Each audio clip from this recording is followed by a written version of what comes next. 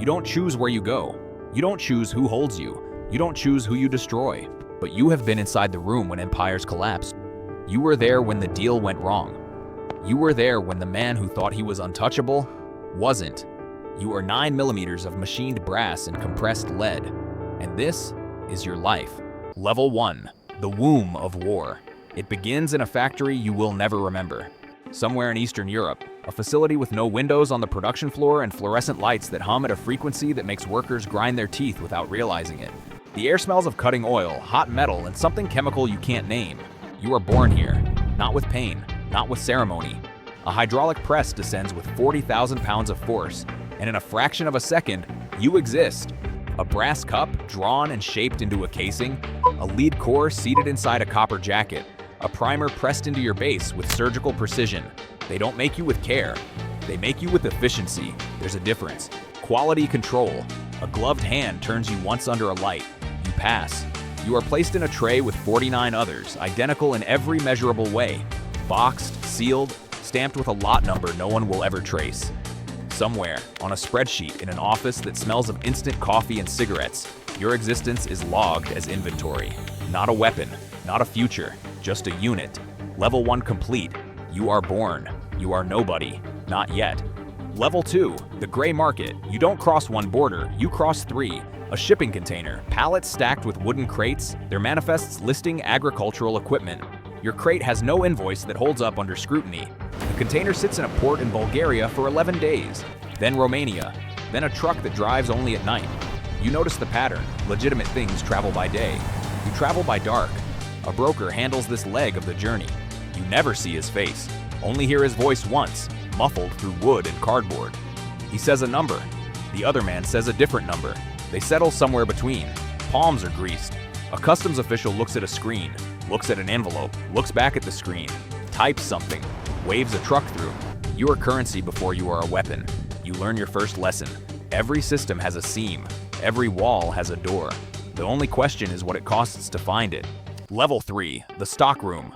A warehouse on the outskirts of a city that doesn't matter yet. Cinder block walls, a padlock that costs more than the door it guards. You are transferred from the crate into a metal shelf.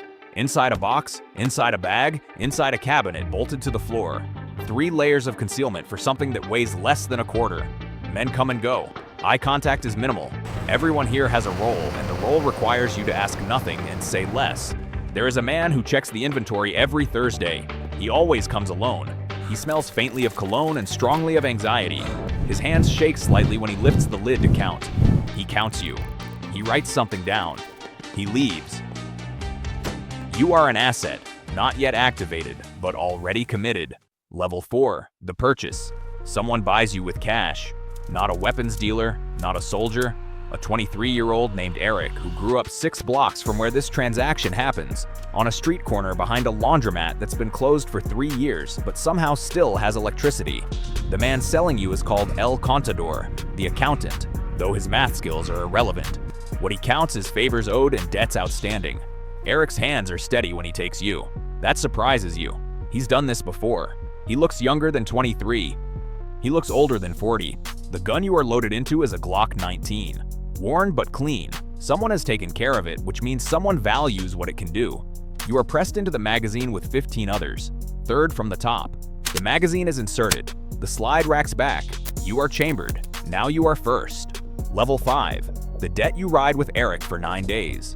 You learn his life through proximity. The smell of his jacket. Fast food. Laundry detergent. A ghost of marijuana.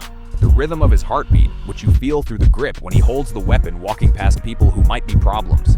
You learn he has a daughter, 18 months old. He keeps her photo in the same pocket as his phone. He checks the photo more than the phone. He owes money to a man called El Padrino. Not a cartel boss, not a kingpin, just a mid-level distributor with a short memory for loyalty and a long one for debts. The number is $4,000. It seems absurdly small for what it is about to cost. Eric knows this too. You can feel it in the way he holds you tighter at night. He is not a killer. He is a man who made 3 bad decisions that led to 1 worse situation. You've seen this story before. You know how it ends. He doesn't. Level 6, the room where it happens, a parking garage. Level 2, Tuesday, 11:47 p.m. 2 men wait by a silver sedan. One of them is supposed to be alone. He is not alone. Eric sees this. His thumb brushes your grip. His heart rate, which you have learned intimately over 9 days, jumps from 74 beats per minute to something that doesn't have a resting name. His jaw tightens. His breath shortens to shallow pulls. He's doing the math. 2 men, one of him. The math isn't working. Words are exchanged. The kind of careful, surface-level calm that only exists directly above pure panic. Like ice over deep water. A hand reaches toward a jacket. Eric moves first. The sound is enormous in an enclosed space. Then it is very quiet. You leave the barrel at 1,200 feet per second. You cover the distance in less time than it takes a human eye to blink. Level 7, the aftermath. You stop. You are embedded in drywall behind where the man was standing. He is on the ground. He is breathing, but only because you passed through his shoulder and not his chest. Tonight he is lucky. He will not feel lucky. Eric runs. The garage smells of gunpowder, exhaust, and now blood, copper sweet and immediate. Violence smells nothing like the movies suggest. It smells biological, animal. A phone somewhere is ringing. No one answers it. A car alarm triggered by the sound wails for 30 seconds, then stops. Silence returns, confused and heavy. You are retrieved 3 weeks later by a forensics technician who bags you in evidence plastic and labels you Exhibit 7. You have a case number now. You've never had a name, but now you have a number. Level 8, the system. A courtroom. You sit in a clear evidence bag on a table while men in suits argue about you with language designed to make human tragedy sound procedural. Words like trajectory, ballistics, intent, and reasonable doubt are arranged and rearranged like furniture in a room where something terrible happened. They debate your meaning. You have no meaning. You were always just physics. Eric sits at a table in a gray suit that doesn't fit him, provided by an overworked public defender who has 17 other cases this month. He looks at the table mostly. Once, he looks at the evidence bag. At you. His daughter is 18 months old. By the time he walks out of any door with the word exit above it, she will be a different person than she is today.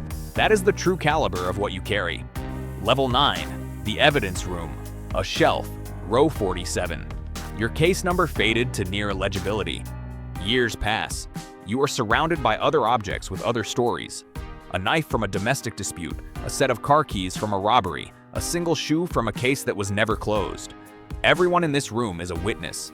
No one in this room will ever testify. This is where stories go when the living stop telling them. The fluorescent light above row 47 flickers every few hours. No one fixes it. No one comes here often enough to notice. You notice. You have all the time in the world. You always did. Level 10, the reckoning. Here is what no one tells you about being the last thing in the room. You remember everything. You remember the factory worker who never learned your lot number but whose hands shaped you.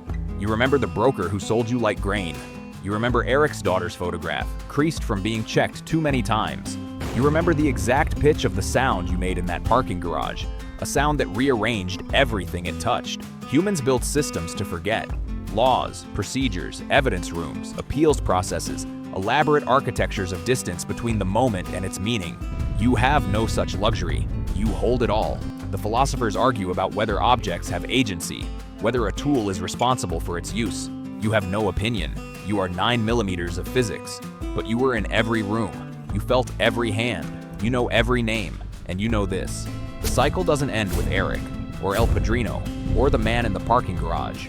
A boy grows up without a father and makes a decision at 16 that puts someone else's father in the ground. Somewhere, right now, another press is descending. Another brass cup is being formed. Another lot number is being logged on a spreadsheet no one will ever trace. And somewhere, a 23-year-old is making the third in a series of bad decisions. You've seen this before. You know how it ends. You always do.